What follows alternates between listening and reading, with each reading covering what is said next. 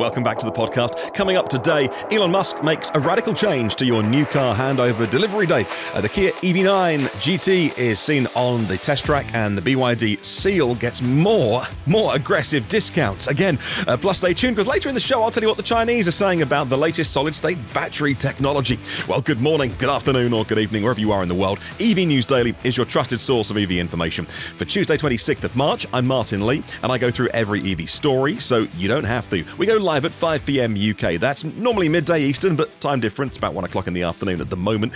That's for Patreon supporters, though. They get these shows first and ad-free. You can be like them by clicking on a link in the show notes. We'll start with some news of the Tesla Supercharger network expanding. These are publicly available superchargers. Well, they have to be, and I'll tell you the reason why if you give me a moment. First of all, I'll tell you what, I'm so excited about this, because this is another one of the innovative ways that chargers are getting into the ground, and this time it's with EU funding.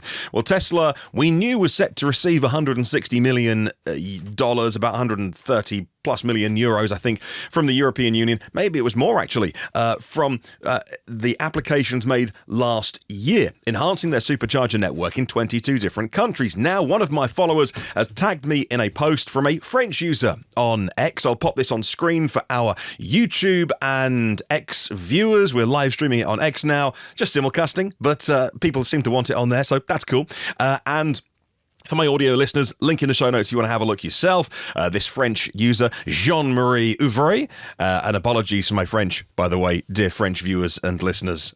Many years since I spoke your fine language in school and in lessons. He says, impressionnant upgrade du Supercharger. So that'd be impressive supercharger upgrade. Tesla Albret Saint-Marie Lozère de V2 and V4. So V2s and V4s. The V2s look very old, by the way, obviously, but the V4s have nice fresh concrete on the ground and tarmac down there, so fresh in the ground. They are to the side of the vehicles, and it's nice to see a different layout. I thought that all V4s were going to be exactly the same, so the charger directly in front of you as you drive into the space, if that makes sense. But these ones off to the side where your wing mirror would be, if I can describe it that way, which is interesting. I've seen some different layouts now, which is nice. And what's interesting, if I just have a look at a different picture here, again, from my YouTube viewers, I'm not sure I can make this too much bigger on the screen, but there is a European logo on these. So it says co-funded by the European Union. And so some public money going in to put these into the ground. Now, that harks back to an Engadget article that I reported on the podcast over 6 months ago about $160 million in EU funding to expand the supercharger network. This one was October? No. I stand corrected. This was September 14th article, and that reminded me that a while ago I did dig out the PDF of the European Union funding, because I know how to party, right? Nothing I love more than reading PDFs of publicly funded charging stations. So I'll pop it on screen once again for our YouTube and X viewers. There's a bunch of stuff on here. There's NLX and Shell and all sorts, and Total. But there's a couple of Tesla applications that got granted. There's one further down for Tesla Poland. But one of the biggies, which was Tesla Italy. Now, I saw this originally and thought, it's interesting that the business unit in Italy were the ones that applied. Maybe they got assigned this project or whatever. So Tesla Italy applied and got 133.78 million euros. And what are they spending their 134 million euros on? Well, the application says this project aims at deploying 6,458 recharging points of 250 kilowatts in 613 locations in 16 countries, and there's a Polish application on this document which adds more to the 16 countries. One of those countries was FR, so that was France. So maybe what we are seeing here, and apologies again, I know it's very small on screen, possibly what we are seeing is the fruits of all of this many months later. I would like to sort of doing 2 and 2 probably equals 4, I imagine this is, and that is fantastic news. These, of course, would be open to everybody. I'm almost certain of that. Correct me if I'm wrong, because they're not just put in with pure Tesla money. That is great. If you see more of these, hey, tag me in a post, send me a picture. I'd love to see more examples like this. Tesla is also introducing a complimentary 1-month trial of its full self-driving software with the acquisition of new vehicles. A Tesla RT post points out that Elon Musk announced the trial is not only for new customers, but now available for current Tesla owners as well, anyone that doesn't have FSD. The website's updated already. Had a check of it this morning, and it's S, X, and Y. I had a look on the US. I didn't look on the UK site. Doesn't really apply. The US site for Model 3 doesn't have it included, but all the others do. If you, it's not at the top. You have to scroll down when you are configuring your car, and it will say, hey, 1 month free trial of FSD. Elon Musk elaborating on a post on X saying that all US cars that are capable of FSD will be enabled for a 1 month trial this week. A reminder, the software currently costs $12,000. And some more Tesla news coming again out of social media. One that really kind of surprised me when I saw this. Tesla is now mandating that its North American staff, or at least I believe its US staff, conduct installations and demonstrations of FSD with every new vehicle sold in the United States. This news breaking as I came to put the podcast together today, so I'm still trying to get my head around it and think it through. This coming from Automotive News. CEO Elon Musk declared this practice a hard requirement, acknowledging it may lead to slower delivery times for customers, but employees being instructed by their boss to take customers on a test ride to showcase Tesla's full self-driving system in an internal memo.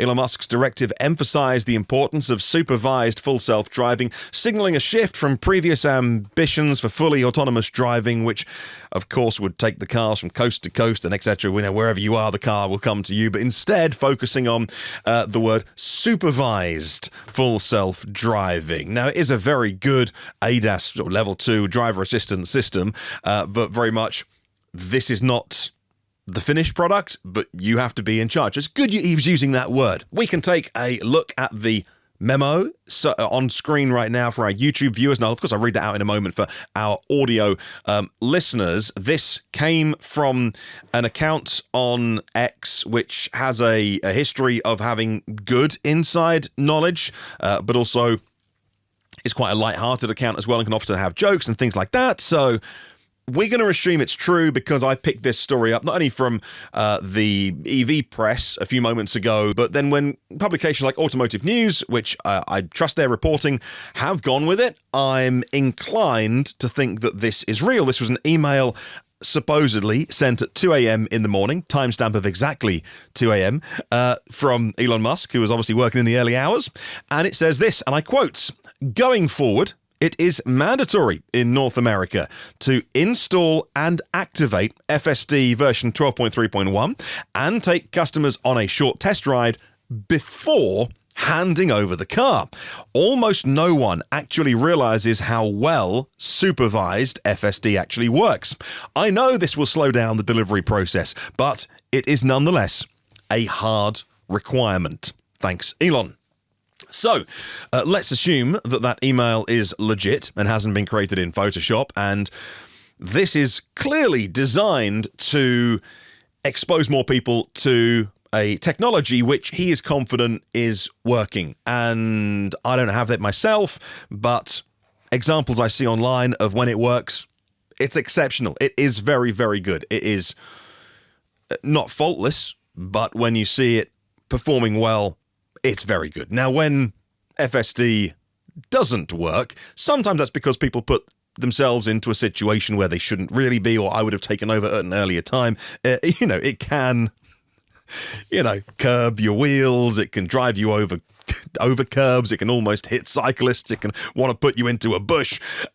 It fails pretty hard, but again, sometimes that is the fault of these people who post videos online because they're seeking attention or whatever. So clearly, the upside of this is it will hopefully make people think twice about spending.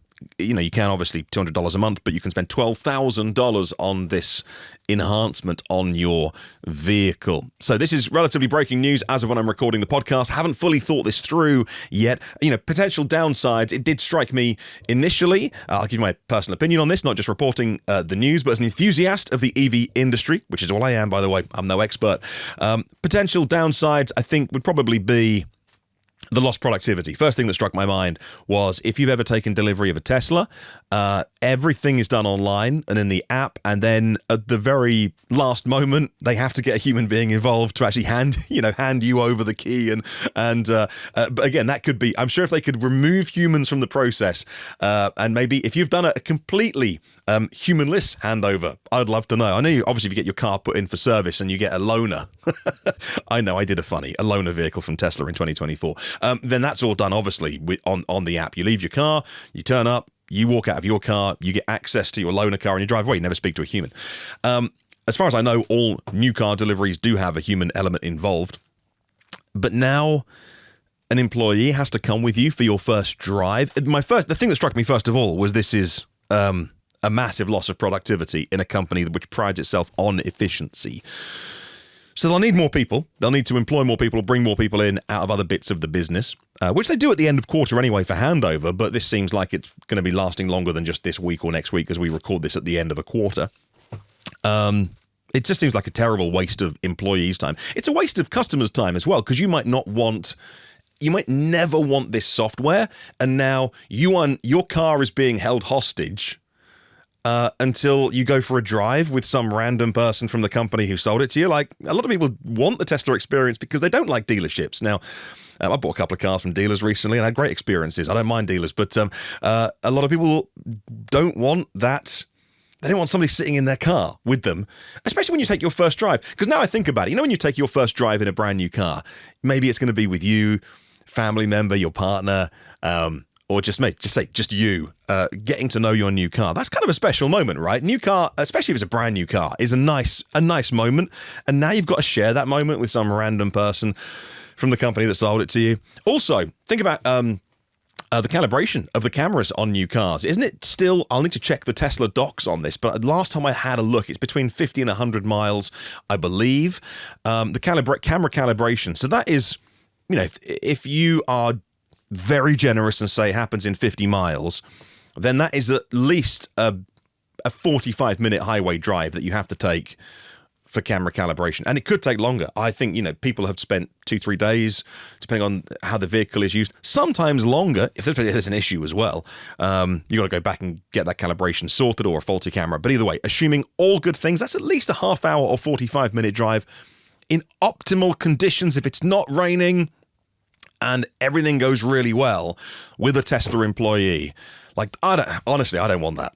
Like, now, the more I talk about it with you and I talk my thoughts out loud for the first time, I really don't want that. I don't want to, no, I'm not having that. I hope that customers can sign a waiver, and so this person who you say, no, thank you, give me the keys, I'm going, is not going to get fired by Elon Musk. This is a hard requirement. We'll check that email again.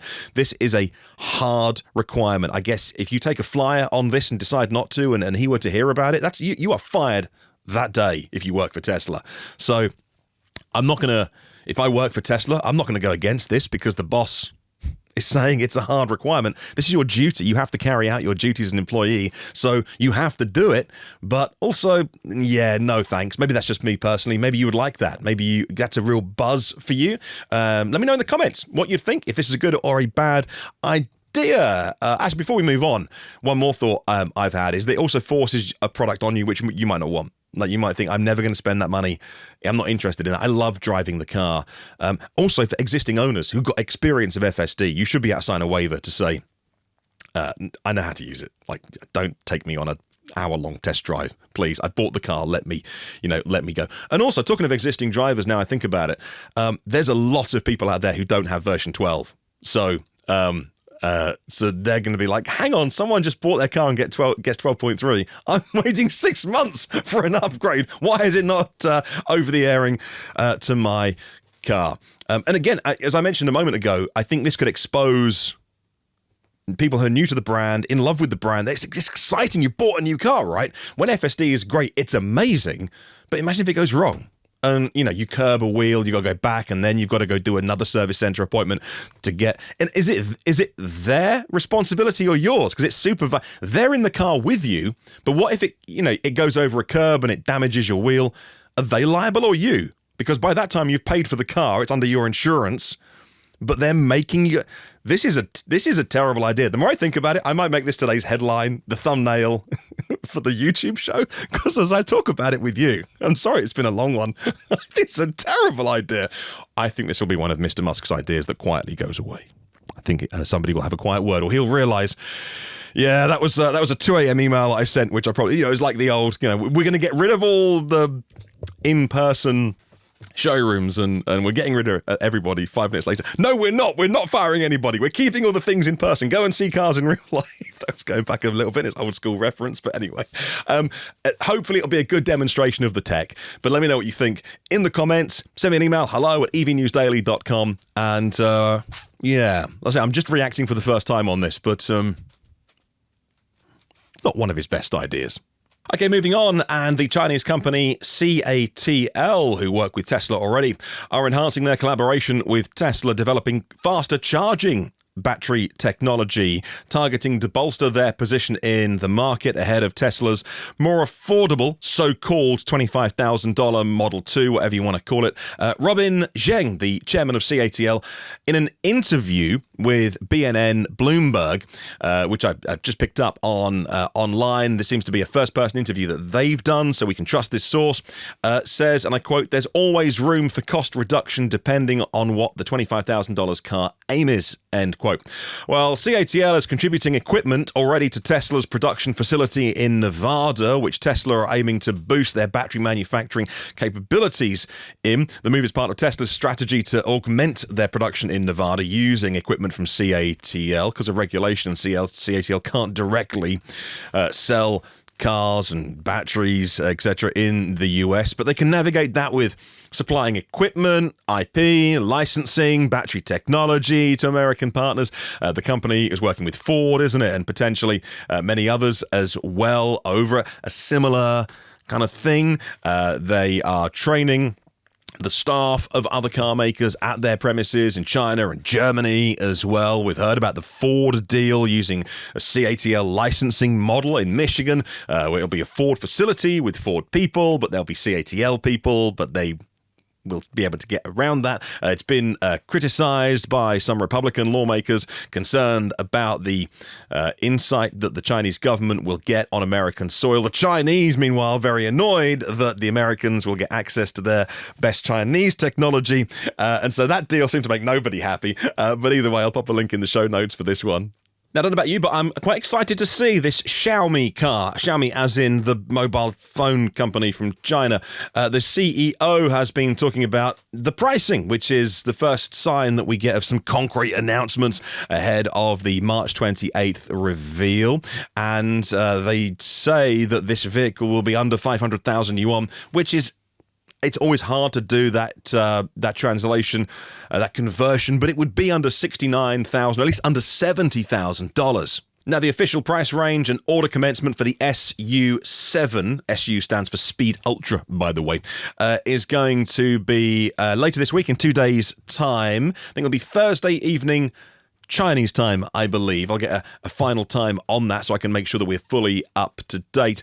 Talking about the SU7 revealed in December. Big interest in this vehicle. And you can see why. Again, for our YouTube viewers, we'll put some pictures, some video on screen. And this looks like, a big Tesla Model 3 competitor. It's going to be more premium, obviously, given its price point.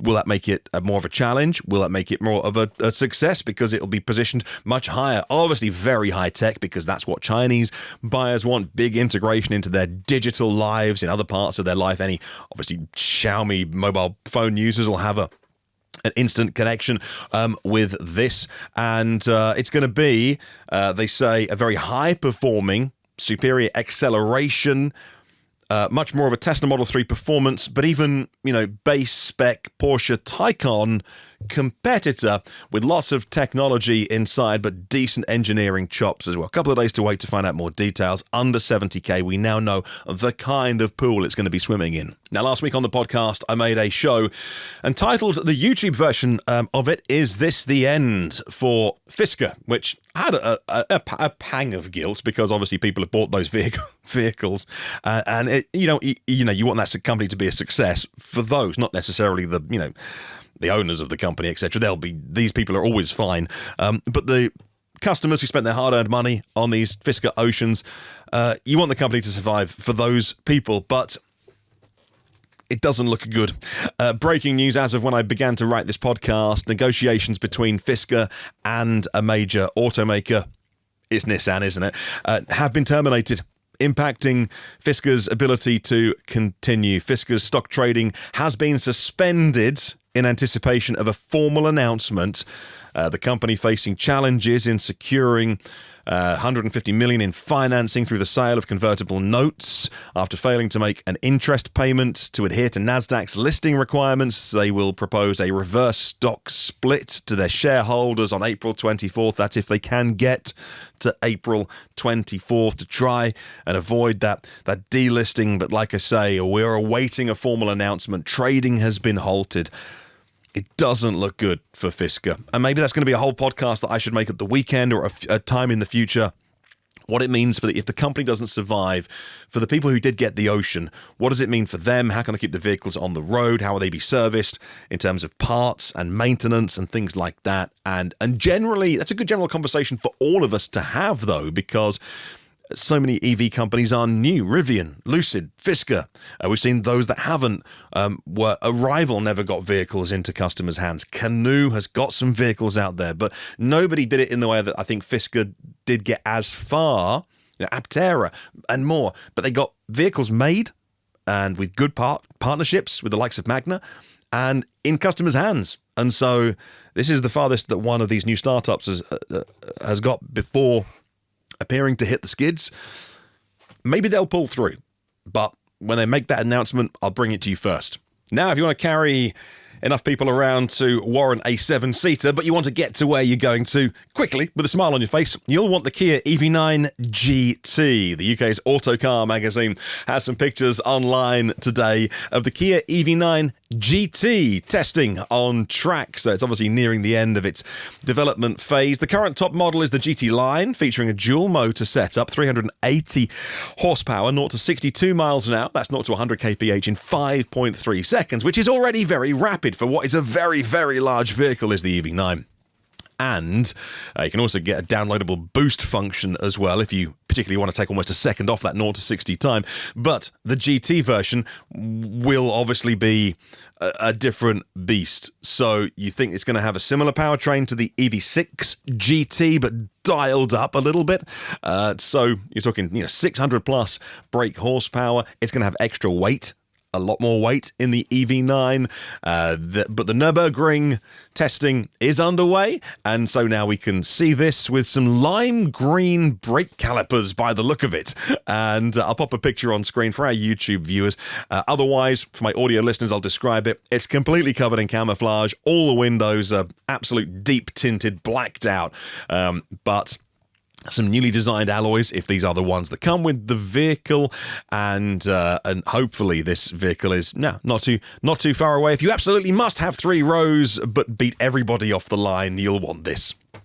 Now let's talk about sister company Genesis, unveiling some even higher performance versions of their vehicle. They're launching a sub-brand called Magma, and it's a new performance brand. Genesis introducing the new Magma brand with help of F1 legend Jackie Ickx to bring even more crazy power to their vehicles. The first one being the GV60 Magma concept, the inaugural model from this initiative. Confirmed for production, by the way. This isn't just a kind of, hey, we could do this. This is going to go into production. Pop a picture on screen for my YouTube viewers. Apologies, my face is over the diffuser. See if I can get rid of me. Oh, there we go. I've gone. That's too much of my face anyway. And so, yeah, I mean, this thing has a load of aero tweaks. It's got 21-inch wheels. It's wider. It's lower. It's got a big spoiler on the back. There are unspecified battery and motor technology enhancements, but they say there will be much more power and acceleration. And for our YouTube viewers, you can see they've bolted on loads of aero, this more cooling for the motors and the brakes as well. And so, the Genesis brand is, I'm back on screen now. The Genesis brand is, I thought, was more about luxury and that was their differentiation. But clearly they're like, okay, we're looking across at the GT and the N versions of our Kia and Hyundai companies respectively, and well, we can have a go at that as well. Now, some big breaking news coming out of Nissan is unveiling their new strategy plan to bring EV cost parity to combustion vehicles by 2030. The headlines are a targeting of a 30% reduction in costs for the upcoming EV lineup when you compare it to the current Aria model. Nissan committing to achieving cost parity with EVs and combustion by 2030. Plans include the launch of 34 new electric drive, there's a word in there, electric drive models globally. 34 global electric drive models by 2030. And 16 of them are expected to be introduced within the next 3 years by 2027. By the financial year 2026, 40% of Nissan's global model mix will be electrified, not electric, reaching 60% by the end of the decade. In Japan, Nissan will electrify 70% of their product range, with the unveiling of their new energy vehicles in China as well. The specific new models for Europe and India, we don't know, but also there was some key differences, key information left out of this, which I couldn't find at the point of recording, but this is relatively new breaking news as I put this show together today, and that is a lot of things like it's going to have electric drive, they're going to be electrified cars, and we know that Nissan see a big future in their e-Power technology. E-Power is just, series or serial hybrid technology. There's no plug socket on the side of it, and I think the companies that are doing this are wooing people with the idea of electrified transport and getting them into their showrooms and then selling them on these vehicles. Not necessarily Nissan, but the others who have this kind of technology. I'm not sure how Nissan sell it, but I think that this is, it's not a con, but it's certainly, I think, makes them seem more electric than they really are. In fact, I would argue, and there are certain standards around the world, we have some definitions here in the UK from the industry about what you can call an electric vehicle, and that involves having a plug socket on the side. So e-Power is interesting stuff because you put fossil juice into the car. That is a generator which makes electricity, which is stored in a battery, and then electric motors move you around. And so you still have an engine running all the time, but it can run, I guess, in optimal power bands. It makes what is a 100-year-old technology a little bit better, but there's no plug socket on the side. So, give us a plug socket. Let us plug those cars in. And then if you want to have a generator like a BMW i3 Rex, that's fine. But unless you can put clean green power into a vehicle, it's not an EV, really, is it? But Nissan are big on this, and they were, as far as I can find, were non-specific on what's the mix? Hey, wow, amazing. All these new EVs coming, but how many of them are e-Power? How many of them are plug-in hybrid? How many are full EV? Well, I'll carry on looking into that. But if the majority of them are their fossil cars, then I'm a lot less excited about this announcement because they're not really EVs, are they? They're just a different way of spending money at the fuel pump. Some news coming in from Lucid, a press release on their website telling me that they have received a $1 billion investment from the affiliate of the Saudi Arabia Public Investment Fund, bolstering their financial position. An influx of funds earmarked for capital expenditure and operational costs, if you're wondering. The EV maker announcing plans to make 9,000 of their Air, that's the sedan, their Air sedans in 2024. Including this investment, Lucid's raised $3 billion since May of last year through stock offerings and direct investments from Saudi Arabia's Public Investment Fund. Since 2018, the Saudi fund has contributed about $5.4 billion, I think it is, to Lucid. That's about 60% controlling interest in the company. But for those that were concerned about Lucid saying they had cash on hand to be operational through 2025, this should put some of those worries to bed, I think.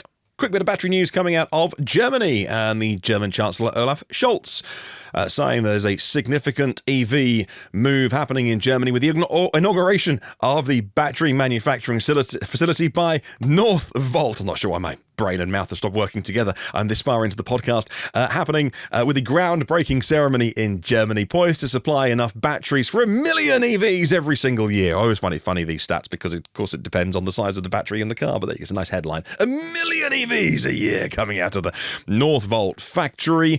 The investment is 4.5 billion euros. That's $4.9 billion. Production starting in 2026, with 3,000 jobs created. The European Union Commission sanctioning state aid for Northvolt's initiative earlier in the year in January, with 902 million euros of subsidies in grants and guarantees. The location is close to the coast for leveraging wind power, for instance, and the CEO, Peter Carlson, acknowledging challenges like the rising energy costs, high interest rates out there, and escalating raw material prices in some cases, but he says he's highly optimistic about the move to electric vehicles, despite the temporary slowdown in growth in some places, like the US, in other places like China, certain European countries, powering ahead, and he is optimistic about the future.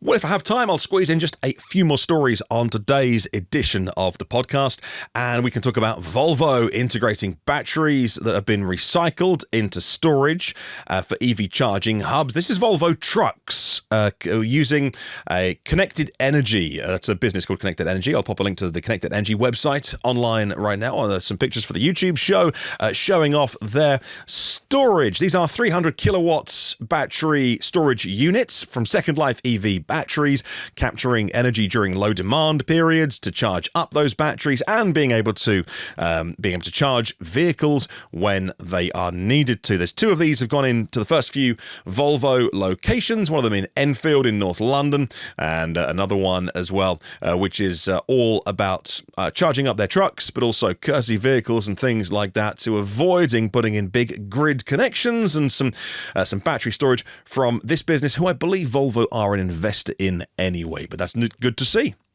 Congratulations go to BYD, celebrating the 7 millionth new energy vehicle. BYD has now made 7 million EVs, highlighting their ongoing success. The milestone is an updated N7 from the Denza brand, the luxury Denza brand, set to launch on April the 1st. This N7 was the 7 millionth, and it's always a little bit contrived because they can decide what will be these landmark cars for the press release and the photo, but a lovely photo of all the staff and lined up next to this vehicle. 7 million vehicles from BYD. They started their journey in 2008, hit a million EVs in 2021. That was the Han EV, they said was their millionth. 5 millionth was done in August 2023. Last November, they had their 6 millionth, and now 7 million new energy vehicles from BYD, who are on a roll at the moment. One of our headline stories now, and that is BYD reducing the price of their Seal EV. This is the Glory Edition, and a Reuters report saying that they've had a 5% reduction on the starting price compared to its predecessor. The starting price of the Seal EV Glory Edition is now 179,000 RMB. That is 25,000 US dollars. And the Seal is a car which is not only a great looking car from the outside, but has a fantastic interior, great choice of equipment, gets compared to the Model 3 all the time, and some reviewers will rate it even higher than the Model 3. Some reviewers will say, well, no, Tesla's still got it because of the brand attraction and things like this. But the BYD Seal, incredibly competent vehicle, and they've lowered the price yet again. Another price reduction for the Seal, and the leading sedan in the Ocean series at BYD. The two base variants have a 61.4 kilowatt-hour Blade battery. The lineup has a mid-range variant with an 82.5 kilowatt-hour Blade battery. There's single motor variants, there's dual motor variants with the big battery in as well. And this vehicle starts at $25,000 equivalent. No wonder so many Western car makers are worried. And finally, we will talk the IM Motors L6 out of China, which they've introduced with, they say, solid-state batteries. IM Motors is part of SAIC, and they say has 1,000 kilometers of range for this vehicle, the L6, 900-volt architecture, solid-state battery, ultra-fast charging. They say, the CEO talking about how the vehicle will have this 900-volt ultra-fast charging capability in a four-wheel drive variant, which still hits 1,000 kilometers, 600 miles or so, with a 130 kilowatt-hour battery, which is interesting to look at. Some of the battery tech coming out of China is amazing. I need to, because sometimes it's semi-solid-state batteries, and some of it is a little bit interesting when you dig into it. Like, now I think about that, 600 miles of range with 130 kilowatt hours. Well, my Hyundai Kona did 300 miles of range. in the summer with a 65 kilowatt hour battery. So, double that, and then you're going to get 600 miles of range just by adding more batteries. But I know I'm not being flippant. It is clearly a different technology, fast charging technology. To cram it into that space is obviously very important, but without any of those details about energy density, etc., we won't dig too much into this, but I thought it was an interesting headline to finish off with today. Thank you for watching, thank you for listening as always, and thank you for supporting the podcast. Couldn't do this without the incredible viewers, listeners, companies, organizations who support via Patreon at patreon.com/EVNewsDaily. If you get any value out of this podcast, to save you hours of looking through EV stories, to know that you're completely up to date, maybe you work in the industry or you have an interest, you're an enthusiast like I am, and it is of any value, I'd invite you to have a look at the Patreon page and you can support the work that I do here, but no pressure. There'll always be a free version online as well, if you don't mind the odd ad or two. Thanks to our premium partners. Thanks, as always, to Porsche of the Village in Cincinnati, Audi of Cincinnati East, Volvo Cars of Cincinnati East, National Car Charging on the US mainland, and Aloha Charge in Hawaii. Derek Riley from Nevo.ie, and watch the Nevo EV Review Ireland YouTube channel. Octopus Electroverse, global public charging, made simple with one app and one map, and LeasePlan Electric Moments, all the tools and guidance EV drivers need. Have a good and see you tomorrow, and remember, there is no such thing as a self-charging hybrid.